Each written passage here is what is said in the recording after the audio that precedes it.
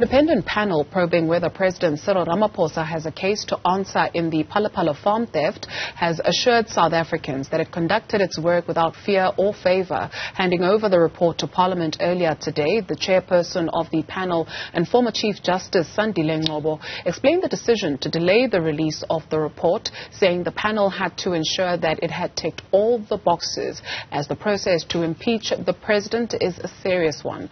Former spy boss Arthur Fraser accused President Cyril Ramaphosa of concealing a crime after millions were stolen from his Limpopo farm in 2020. Athi Mtongana was at the handing over ceremony and witnessed the events as they unfolded. She joins us now for a debrief. And Athi, for someone wondering when they will be able to read that report, the assurance has been given that tonight will be the night.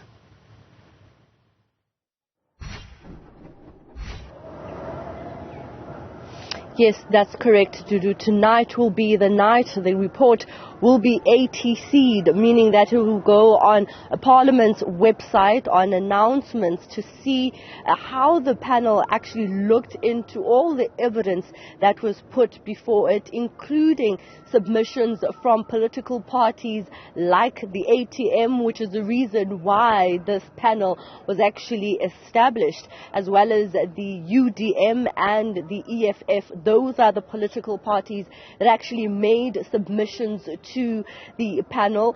Other political parties, namely the ANC and the DA and the IFP and the ACDP, for example, did not make submissions, citing that the panel had enough information at their disposal to be able to proceed with the work that they are mandated to do as per the rules of Parliament and as per the Constitution. And so some of the information, for example, that was submitted by these political parties like the UDM and the ATM include the statements that were made by Arthur Fraser.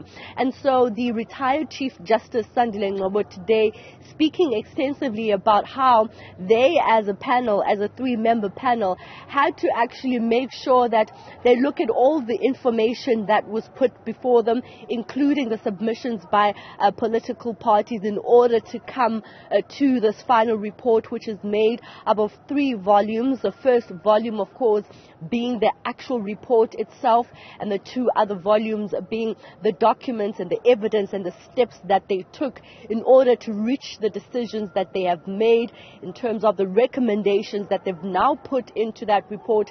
Many political parties which we spoke to saying that they have, of course, not had the opportunity to look into the content. They will, like the rest of the members of the public, go through the ATC this evening to see what the panel has come out with in terms of whether the president has a case to answer and whether he has breached the Constitution and his role as the head of state. But many political parties like the EFF, which I spoke to today, raised concern about the extension that the panel had asked for from the Speaker. But I'd like us to listen to Justice Sandile Ngcobo to tell us why they felt the need to have an extension.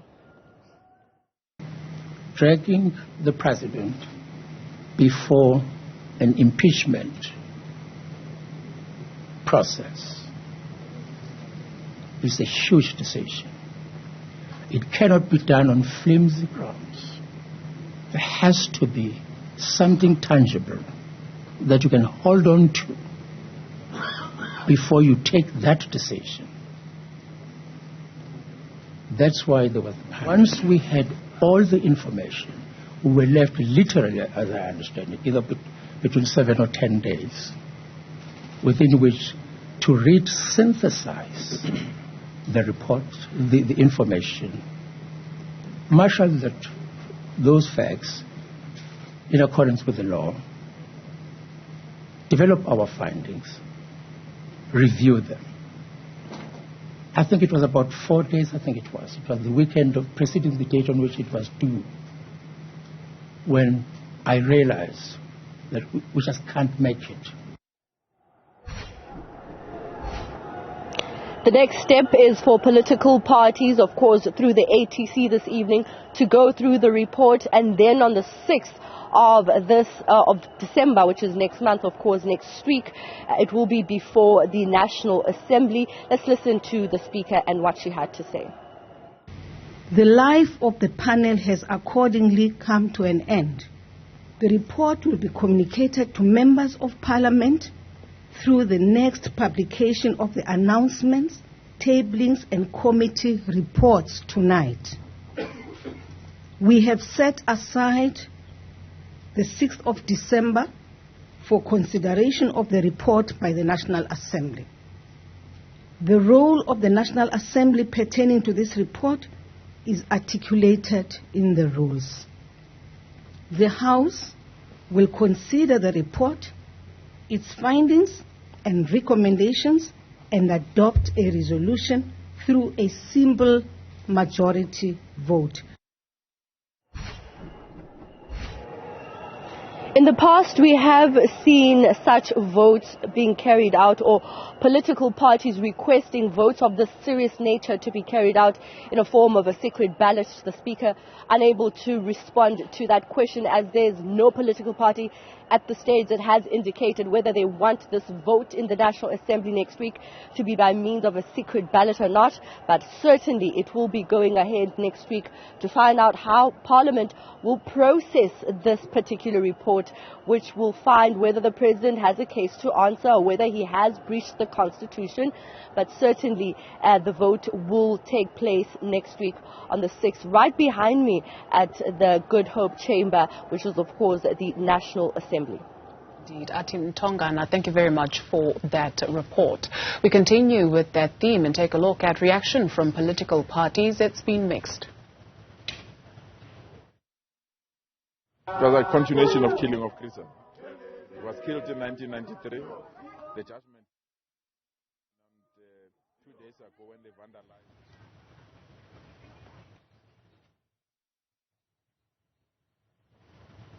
Right, so that is what is happening with regards to a number of parties that are protesting the release on parole of Janus Walusha. Let's bring you the reaction from political parties on that independent panel's report into the Phala Phala farm theft. Now we want to welcome the report as it was handed over to the Speaker. We are satisfied as well with the process that they followed. When they asked for extension, it was only fair, but now they've done everything above board. We are satisfied about the process. What we don't know is the content of the report, and the taste is in the eating of the pudding. Yeah. So we'll deal with that on the 6th. Once it is ATCT this evening, we're going to have an access to the report, but we like the way the transparency that they've displayed in handing over the report. We are waiting to read the report this evening. All I can say is that I'm happy that the call I made, that the report must be tabled in the public, and that the findings of the report must also be published on the same day as they've been handed over to the Speaker. So let's wait for the findings, therefore. We were not happy with the extension because we found that even in the beginning, we knew of how the process is going to be rolled out. If it needed extra days, those extra days should have been part and parcel of how do we formulate the committee and establish it. In order for it to be productive, we need so many days and we need so much time. To only realize that in the middle of the process was very suspicious. However, we don't want to cast any aspersion on the former judiciary. We trust that as the former judiciary of this country, they will do the right thing.